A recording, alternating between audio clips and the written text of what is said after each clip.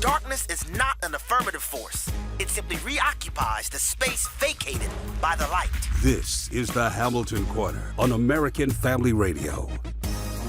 It should be uncomfortable for a believer to live as a hypocrite. Delivering people out of the bondage of mainstream media and the philosophies of this world. God has called you and me to be his ambassadors, even in this dark moment. Let's not miss our moment. And now, the Hamilton Corner. Well, good evening, everybody. Alex McFarland here, sitting in for Abe Hamilton, and very honored to be doing so. We have one of the most significant shows that I think you're going to hear in many a day, and it's about free expression and how our thoughts increasingly are being controlled as our speech is being censored. We've got a very important guest that I want to bring up in just a moment, but I want to take you back to 1987. Many of you may remember President Reagan. June 12, 1987, Reagan was giving a speech near the Brandenburg Gate, and he gave a cry, "Mr. Gorbachev, tear down this wall." And it was the wall that had separated East and West Berlin since 1961. And it really became a cultural moment. I well remember that. I was in college, and Reagan was shown on news feeds just endlessly, tear down this wall. But we have an equally courageous guest, I believe, Janice Trey, and she is crying out, tear down this firewall, the digital Berlin Wall of the 21st century that really blocks what people in China are allowed to know about and read about.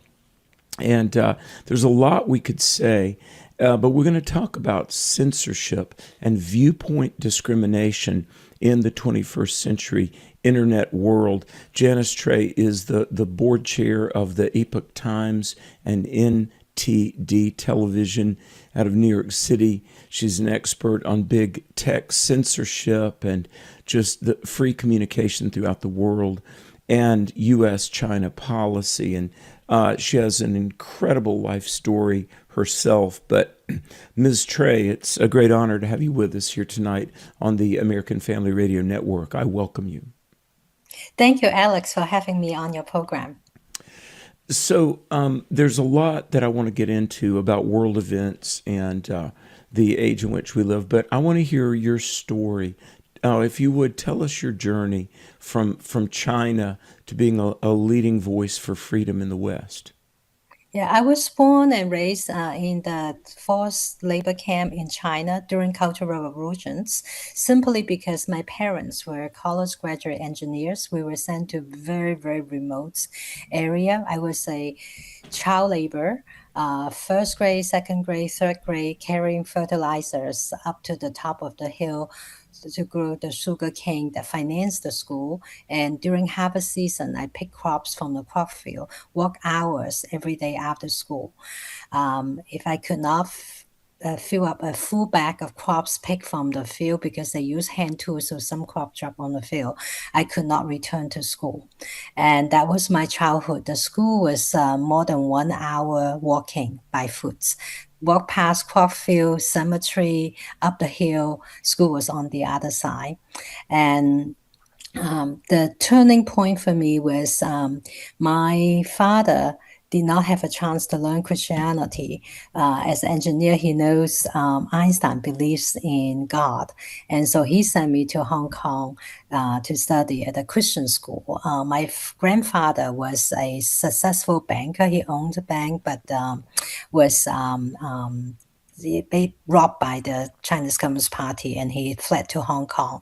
And so I had my first chance to learn Christianity was in Hong Kong.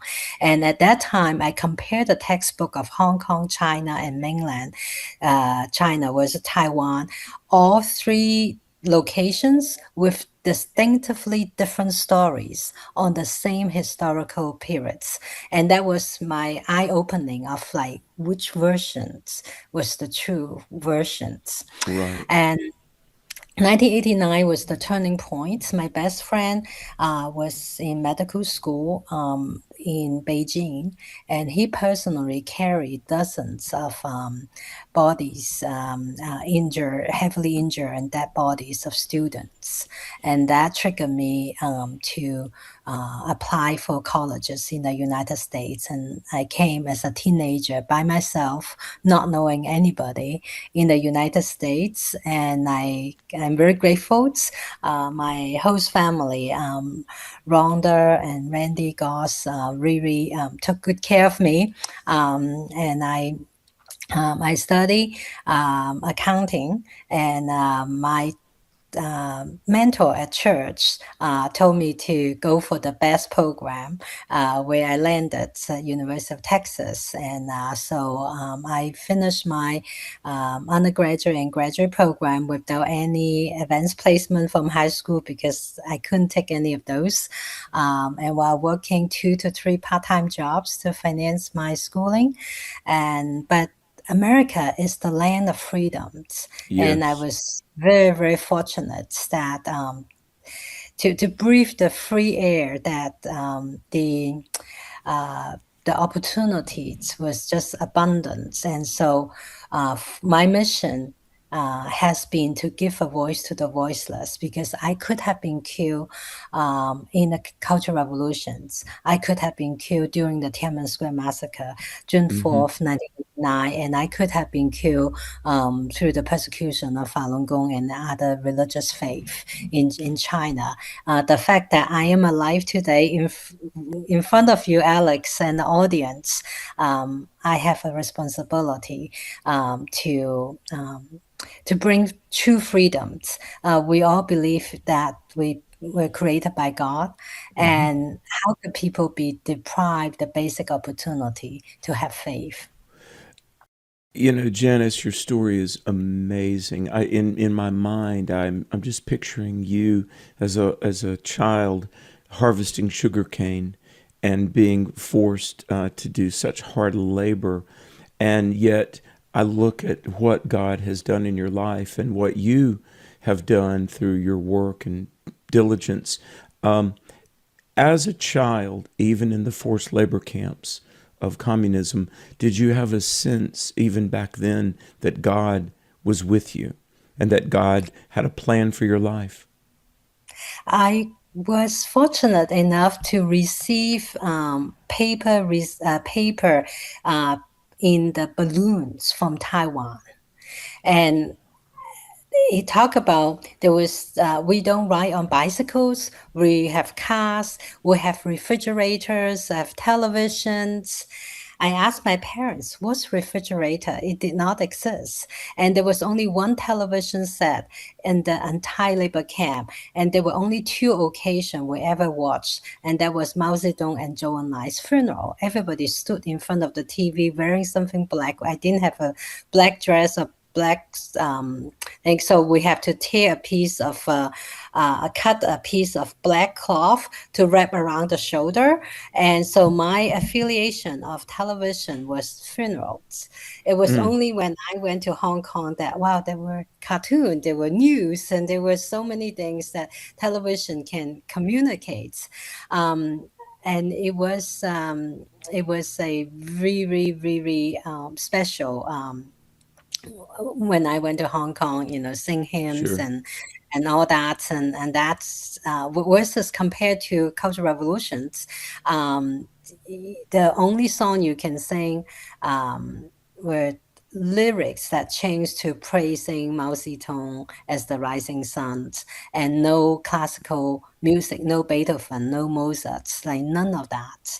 And so that's the systematic control of the Chinese Communist Party trying to eliminate culture, eliminate classical culture, not only the classical Chinese culture in China, but also any classics, because the in the enforcement on like atheism. So I would say there was no idea, but I have like multiple narrow escape in terms of life death situations. So I Yeah. felt like God was taking care of me. One time was like a landslide, and we just passed, and the rocks came right behind us and could have died. And then another situation, there was only one car for the whole labor camp. There was a military car, and there was no sitting. It was like everybody stood at the back and like riding,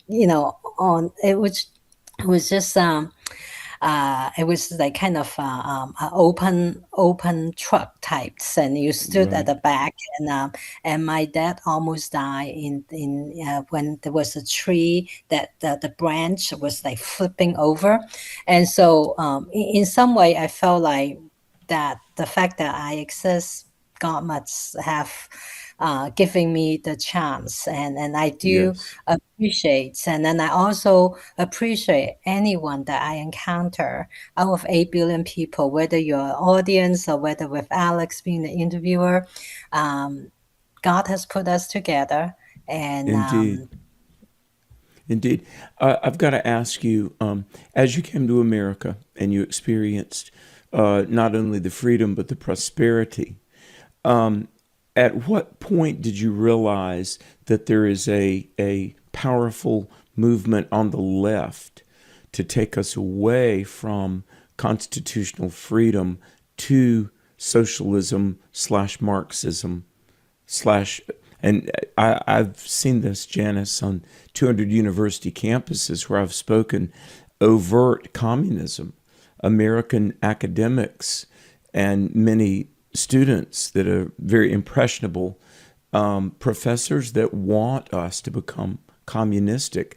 When did that realization that there's a struggle in America, when did that realization come to you? it was very apparent in my son's upbringing. I was shocked at the school forced him to read New York Times. Even at the at like middle school and high school, I say delete it. They say cannot, Mom, I cannot delete it. That was school put it in. I have no choice of like unsubscribed, and I would say I see the shadows. When there were like destruction of like historical statues and all those like chaos created, that was like a playback, kind of like a replay of like a movie about the Cultural Revolutions. It was just like changing the location and changing the scenes. Yeah. Certainly was very obvious during the COVID times. And why do they shut down everything? So, and like you can go to large grocery store or big electronic store, but you cannot go to church. Like there is a suppression of freedom. And with my sons growing up, he likes debates, and he found that the debate topics were so left, and he Yes. finally gave up, and so he changed to speech, so he has a chance to pick topics that he liked to speak rather than being forced. And he also find bias in terms of who win the speech contests. Many of the judges were biased in terms of trying to promote certain ideologies, and even though the winner might not be the one that have the best presentation skills. So I feel very important to speak up. Give me an example. The 9 commentaries of the Chinese Communist Party that was published 21 years ago by the Epoch Times shows how China systematically brainwash people's minds. Yeah. And it's like Yes. a playback. And then that book alone has triggered, 400 some million people withdrew from the Chinese Communist parties and the affiliated organizations. And then the second book, The Spectre of Communism Ruling the World, showing how communism using different name infiltrated into educations, legal systems, everywhere into our Janice, if you livelihood. would, hold that thought. We've got a break. Folks, the voice you're hearing is Janice Trey of the Epoch Times. We're talking about saving America from communism and the encroachment that may be farther along than you realize. The Hamilton Corner is back after this. Don't go away. A Discipleship Minute with Joseph Parker. The thief comes only to steal and kill and destroy. I came that they may have life and have it abundantly. I am the good shepherd. The good shepherd lays down his life for the sheep. Verses 10 and 11 of John chapter 10. Jesus is the good and the great shepherd. He's the greatest shepherd there ever was. He's a shepherd that can be trusted. John chapter 12, verse 49. For I have not spoken on my own authority, but the Father who sent me gave me a command, what I should say and what I should speak. The Lord Jesus Christ himself in his earthly ministry continually trusted his heavenly Father, his great shepherd, for wisdom, for guidance and direction at every step of his life. He wasn't trying to do his own thing. He was simply trying to follow his heavenly Father. And Jesus, again, stands as a great role model for each of us. What if healthcare could be more than bills and bureaucracy? What if it could reflect faith, foster community, and offer spiritual support? At Redeem HealthShare Ministry, the mission goes beyond medical bills. It's about honoring Christ and embracing healthcare that aligns with Christian values. Redeem members share medical expenses through monthly contributions, supporting one another in a Christ-centered community. It's not insurance, it's believers helping believers through financial support and prayer. And Redeem HealthShare provides freedom for members to select the doctors, hospitals, and treatments that are right for them. No networks, no restrictions, just faith-driven care. From everyday checkups to unexpected medical emergencies, Redeem offers flexible programs and encouragement rooted in Scripture. Because your healthcare should reflect your faith, not compromise it. More at redeemhealthshare.org.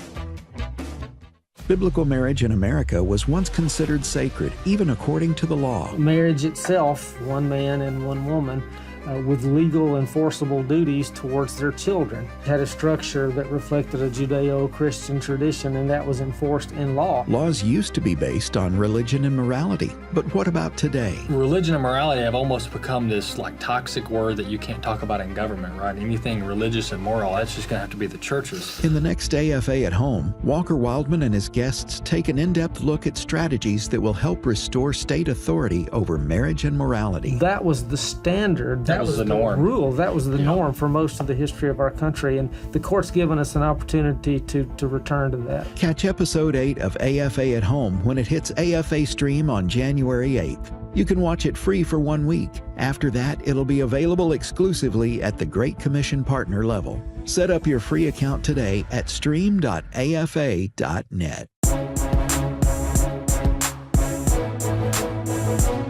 Shining light into the darkness. This is the Hamilton Corner on American Family Radio. Welcome back to the program. Alex McFarland here sitting in for Abe Hamilton, and we're talking, gleaning from the wisdom of Janice Trey, CEO of the Epoch Times, a person who has distinguished herself in many, many ways. And before the break, she was talking about in China, as communism came, the purge of the classics. And Ms. Trey mentioned during COVID, tearing down of historical statues. It's been my privilege for 10 years to teach political science at the college and grad levels. And I remember one of the very first statues torn down during COVID was in California, John Greenleaf Whittier. And that's interesting because Whittier was a Quaker minister, and he was an abolitionist. He was against slavery. And John Greenleaf Whittier, and there's a town named for him, Whittier, California, he convened the first anti-slavery conference ever held in America. And he was very instrumental in helping abolish slavery. So it was a puzzlement to me that the woke left all about social justice, human rights, would one of the very first statues they tore down was a man that legitimately did promote human rights and social justice, a Christian minister who was an abolitionist. But such is the case when there's a cultural purge. We'll talk more about this and the state of our world and which future we might pursue with Janice Trey, our guest tonight on the Hamilton Corner. Welcome back, Ms. Trey, and thank you so much for making time to be with us. Thank you, Alex. You bring out a very critical point. Let me give you an analogy. How the Chinese Communist Party systematically eradicate culture. Take Chinese characters, have 5,000 years civilizations and histories. There's no reasons to change the characters. But how Chinese Communist Party change it, for example, the word love was literally written as under the roof, there are people intertwining, and in between the roof and the people, there was a heart. And what Chinese Communist Party did was remove the heart. So there's the roof, there are people, but there's no heart. What's love without the heart? I give you another example, the word progress. It was written, in the historic text for 5,000 years. It's a boat that takes you to better places. That's progress. Under communist rules, it was written as a boat that takes you to a well. A well is the dead ends. You have very limited views. Imagine you are at the bottom of the well, all you could see a limiter. That's essentially what Communist Party want you to hear and see, only limited views of what they're trying to impose on you. So the destruction of the historic figures, regardless what the history of those historic figures, but that's part of history.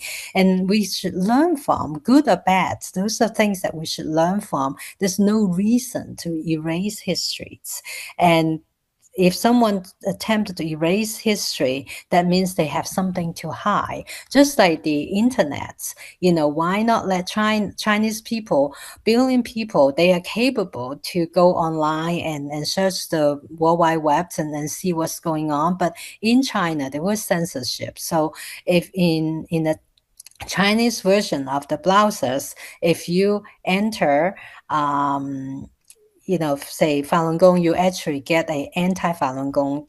If you enter Dalai Lama, you get an anti-Dalai Lama. Why? Let people judge, because the systematic persecution on Falun Gong, which based on truth, compassion, forbearance, and that's the universal values that's welcome in 170 countries around the world.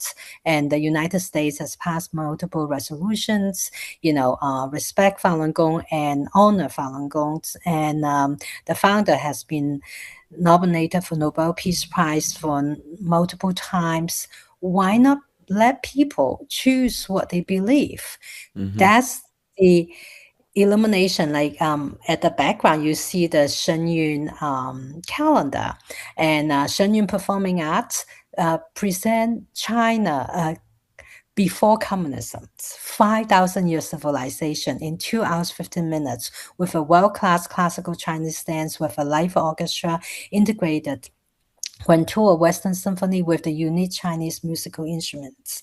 And it's like a movie, a dance, and an orchestra, all three in one. But the Chinese Communist Party tried to sabotage. For example, earlier this year at Kennedy Center, in the opening nights, they had a bomb threats, just trying to turn away ticket holders to come to see the shows, and put the dancers and the musicians in the cold. That was in February, without warm clothing, because they were rehearsing and they didn't plan to have very warm coats. And so it's just the harassments. Sure, we all know that there's if someone want to do a bomb, they're not going to give you a bomb threat. They would just ignite the bomb, but the threat was just trying to stop people from going to see Shenyuns. And so it's so important. In fact, in China, people will watch movie that's been censored. And there are people who know that if Communist Party trying to stop people, even stop politicians from coming to see Shenyun, and trying to harass them and all that. And actually, they are in Australia. The member parliaments, there's so many of those come. They said they could have a parliamentary meetings at the Shenyang venue because they show Yeah. up to tell this Chinese consulates that this is a free countries. We are not going to listen to your, telling us what to watch and what not to watch. And so I think what it really takes is courage to stand up and to find the truth. What's the truth that's being hidden, and what's the agenda, like what you talk about in America, is the systematic infiltration. They use lawfare. There's the transnational repression using lawfare, and frivolous lawsuits. I give you an example where the Shenyang campus was located.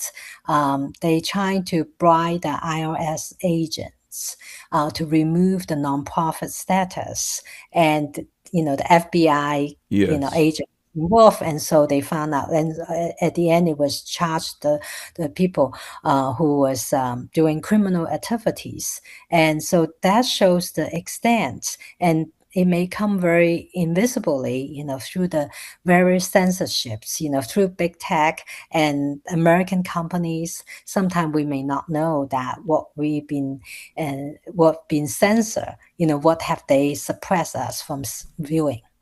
Let me ask you this. Do you know if any of the big tech like Google has tried to circumvent the digital firewall, or have they just been complicit with it?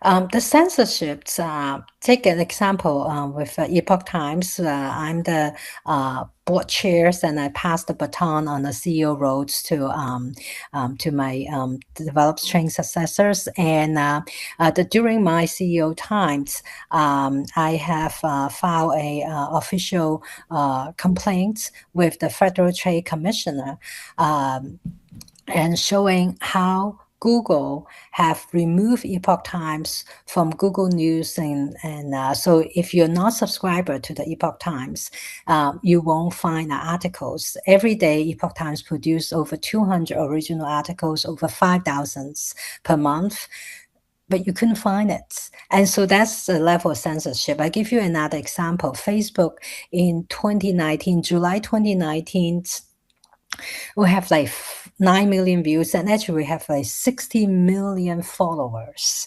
on Epoch Times and NTD TV. But then they suppress it, and they even stop NTD TV and Epoch Times from running advertisements. I mean, that's a pure discriminations. Epoch Times and NTD TV are American companies and founded by U.S. citizens located in New York cities, and there's no reasons that we are not allowed to run advertisement, because it was growing about 17,000 new subscribers from the Facebook ads per month. And so they didn't want Epoch Times and NTV to grow faster. And so they suppressed that, and it's continued, Yeah, may I tell you something? Yes. Last year, well, for 27 years, I've organized a lot of worldview and apologetics and Christian conferences, and we've had a lot of great speakers. Last year, one of whom was Charlie Kirk, before he was shot, of Turning Point USA, a friend of mine. Facebook would not run our ads. We have bought ads for all sorts of events, and we had other speakers, other Christian speakers, but last year, Charlie Kirk was our biggest speaker. Facebook would not run the ad, and we went back and forth. We wasted a couple of months that we could have been promoting. Finally, they did let us run an ad for our speaker series, and we listed all of our speakers, but the one they would not let us list in our ad was Charlie Kirk. Even that. Yeah. So it's there, isn't it? It's I've been to many Turning Point events. I personally spoke to and met Charlie Kirk, and a few days before the murder, he was in South Korea.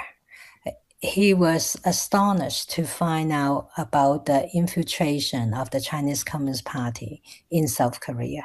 And he wanted to speak up on that. I have friends who were with Charlie, multiple friends with Charlie at South Korea. And it's the systematic suppressions, as people as famous as Charlie, but even every citizens, and also the communication tool. Let me give you an example. Recently, there were people in China using Signal, and somehow the Chinese Communist Party find a backdoor to crack, and people were detained, arrested because they have a Signal chat groups. And so it's very vulnerable. I mean, some of you may remember, I think back in 2021 when Parler was deplatformed overnight. And so big tech have a lot of dominance. I mean, overnight, your the data center, the server, and also the app store all kick you out. And so just trying to kind of like put a death clause, on that.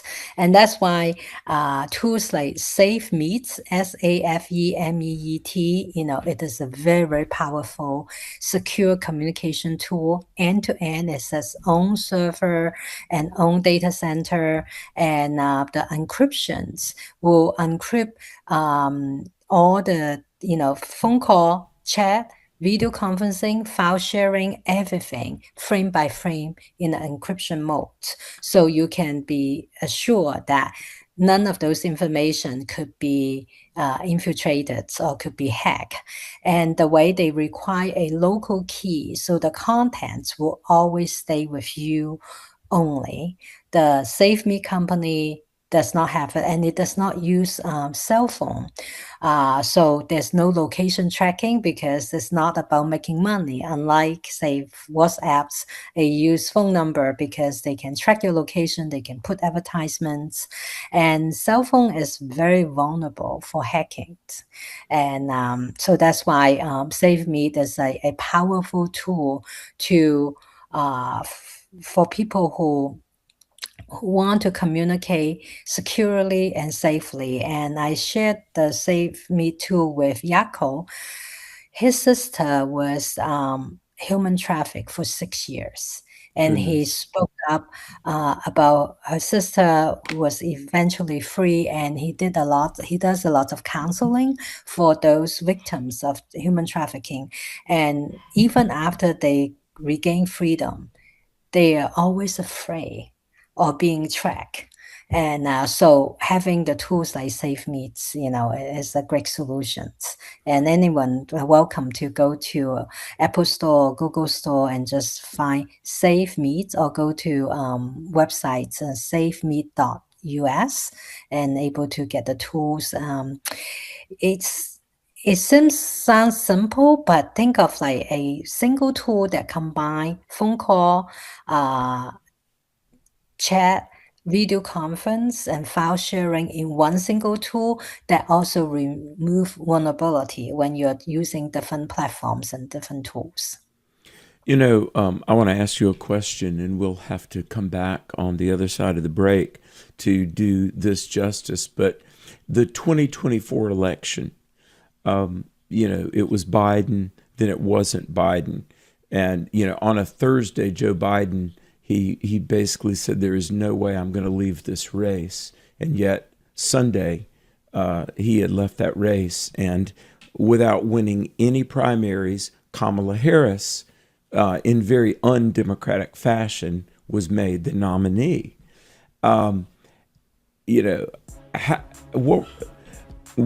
do this after the break. I want to get your thoughts on the election.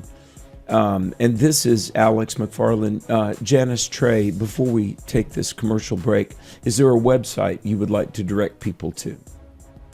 Yes, for subscriptions, go to the Epoch Times, EPOCH, epochtimes.com, and subscribes. And to get the free platforms, SafeMeet, SAFEMEET.us, and you can download and use the secure communication tool, and in particular for your medical records, anything private, you certainly don't want to leave in the hands of big tech. Hold that thought. We're going to come back more with Janice Trey. The Hamilton Corner, Alex McFarland here. Glad you're listening. Stay tuned. A brief break and we'll return. Women going through the ordeal of infertility or miscarriage experience pain and loneliness that are too much for words. The Hannah's Heart Conference, January 30th and 31st, 2026, at Hope Church in Tupelo, Mississippi, can help bring hope and encouragement with biblical teaching from Jane Johnson and worship led by Phil King. For more information or to register, visit afr.net/HHC 2026. afr.net/HHC 2026. At Wesley Biblical Seminary, we believe God is raising up a movement across our nation and around the world who hold fast to the inerrancy of Scripture and the hope of holiness. We do this through bachelor's, master's, and doctoral degrees, certificate programs, and even training for lay people. So whatever your next step is in being equipped for ministry, we're here for you. And if you believe these are the kind of pastors we need leading churches in the future, we invite you to think about giving to Wesley Biblical Seminary. Learn more about us at wbs.edu. The Word became flesh. This is David Wheaton, host of The Christian Worldview. John 1 says, "He was in the world, and the world was made through him, and the world did not know him. He came to his own, and those who were his own did not receive him. But as many as received him, to them he gave the right to become children of God, even to those who believe in his name, who were born not of blood, nor of the will of the flesh, nor of the will of man, but of God." This Christmas season, receive by faith the forgiveness and reconciliation God is offering you through his Son, Jesus Christ. Hear our latest program on the Christ of Christmas at thechristianworldview.org, and then join us this weekend for another topic that will sharpen your worldview. Listen to The Christian Worldview with David Wheaton, Saturday mornings at 8 Central on American Family Radio. Hello, everyone. I'm Tim Wildman, president of American Family Association and American Family Radio.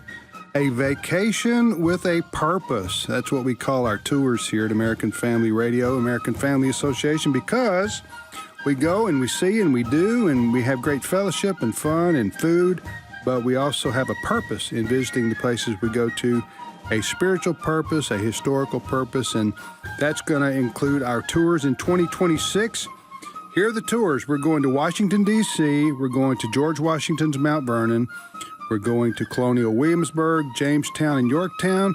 We're going to Boston, Massachusetts. So if you want information on any of those tours for 2026, the dates, the prices, the itinerary, go to this website, wildmangroup.com, WILDMON group.com, and we hope to see you on one of our 2026 Spiritual Heritage Tours. The loss of a child through abortion, miscarriage, or stillbirth affects the emotional health of families. Feelings of anger, sadness, and regret can be overwhelming. There is hope and healing in the aftermath of a reproductive loss. Call the International Helpline at 866-482-LIFE to talk with someone who has been where you are and healed to help others. Your call is confidential. 866-482-LIFE.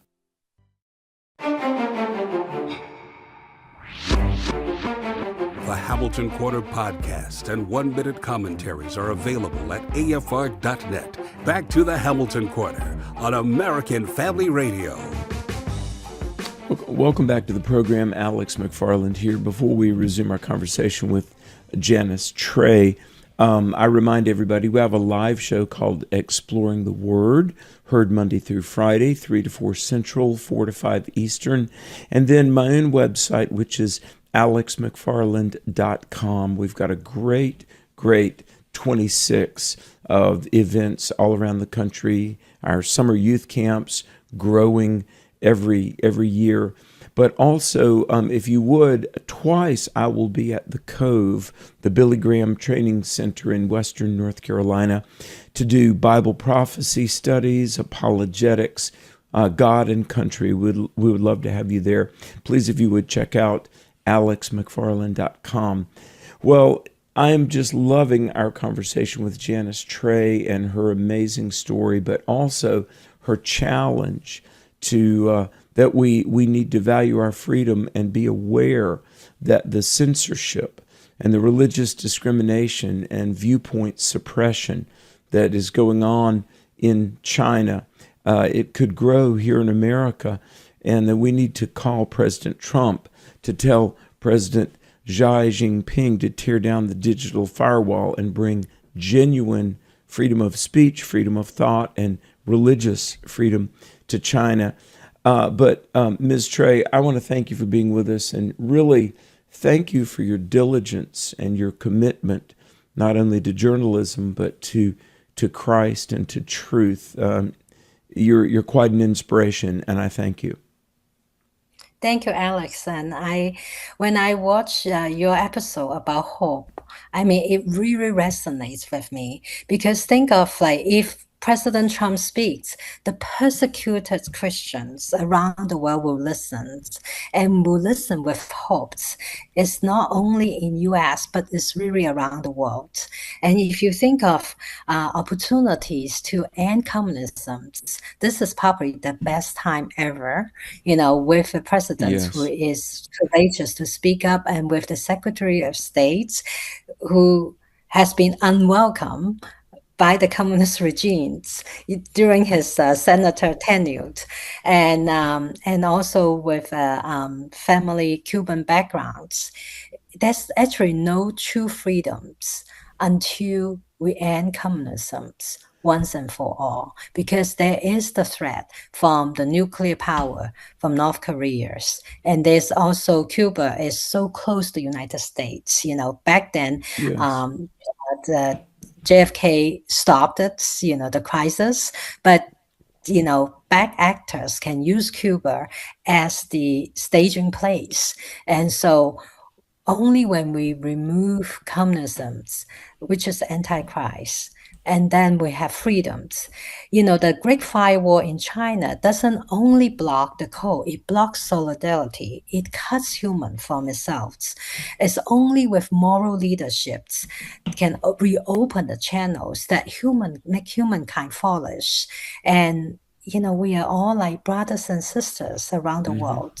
And regardless of color of the skin's background, I mean, United States citizens mostly are kind of from all walks of life, and that's our diversity, and that's our ancestors. And so we will only able to preserve freedom in America if we all speak up, and if we all support journalism that is traditional journalism that speak to the truth, that preserve traditions, and that gives hopes, like the Epoch Times and NTD TV.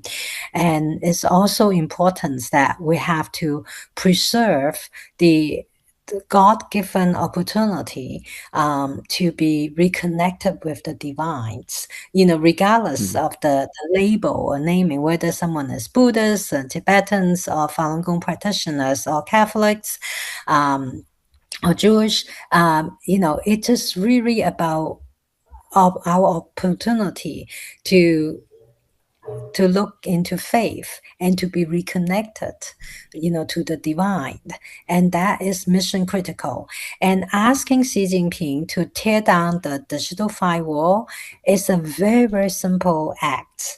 And Xi Jinping is handling power struggle inside China. His health conditions have been deteriorating. He needs U.S. more than U.S. needs China. Sure. The communist China. And President Trump or any of the cabinet secretaries or Congress can all ask Xi Jinping to tear down the firewall. Another thing that all of the viewers and listeners can do is call your U.S. senators to support Senate Bill 817 is the Falun Gong Protection Act, which specifically talk about forced organ harvesting, where people are being killed on demand for their organs. And that will be a strong message to China. And it has unanimously passed in the House, and then just waiting for Senate to pass. And so please call your the senators on that. So Senate Bill 817, initiated by Senator Ted Cruz. Wow. Do you know, is there a website about that bill that you're aware of?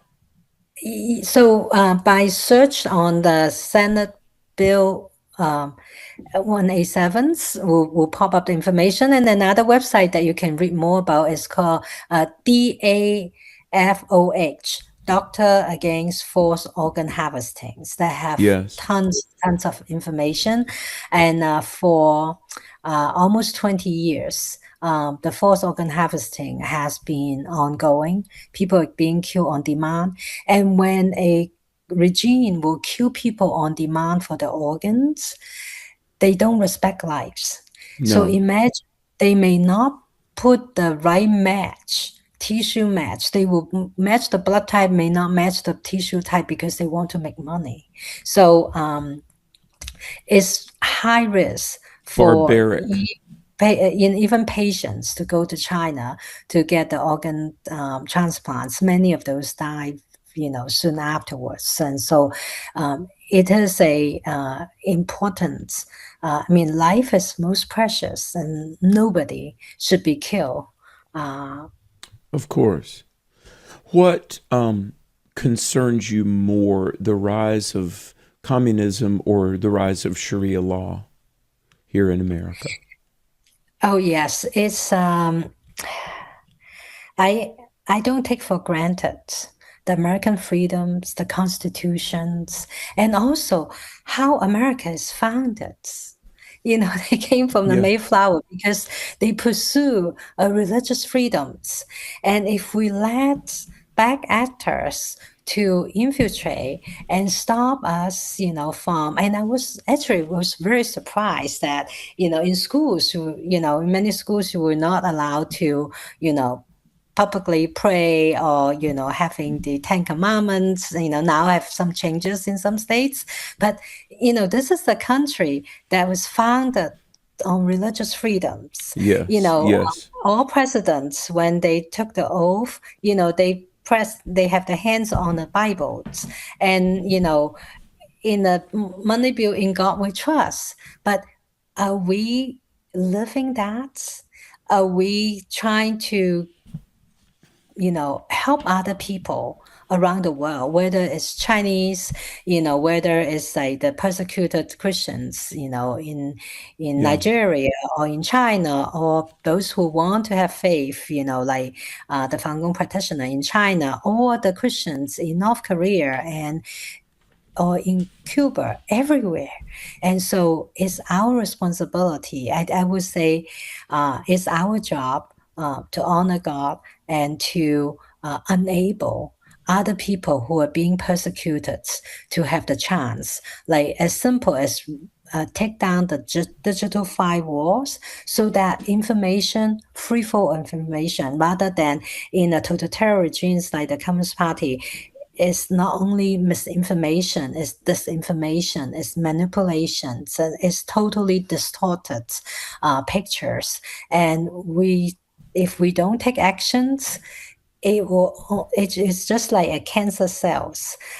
It will only multiply and it will suffocate. And just like the COVID, it could have contained inside China, but it was purposely let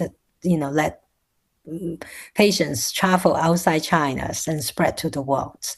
So we have to understand there's really in Communist Party's minds, freedom, democracy do not coexist. That's why you remember in Hong Kong, it's like the umbrella movement or the white paper movements, they were being crushed. Why? Because the existence of Taiwan, a democratic society, and Hong Kong used to be a British colony with the freedoms. that is a stark contrast with the communist ideology and brainwashing propaganda about freedoms. And freedom is very precious, and we should all take our responsibility for our children and our grandchildren and for everybody. Ms. Trey, I've got to ask you, has a thorough, comprehensive analysis of COVID been done?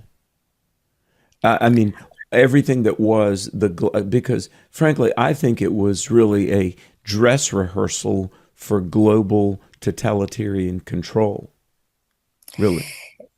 It was very sad. Epoch Times was one of the only media that put up the documentaries in the very early stage of COVID to show the origin of COVID, Wuhan lab.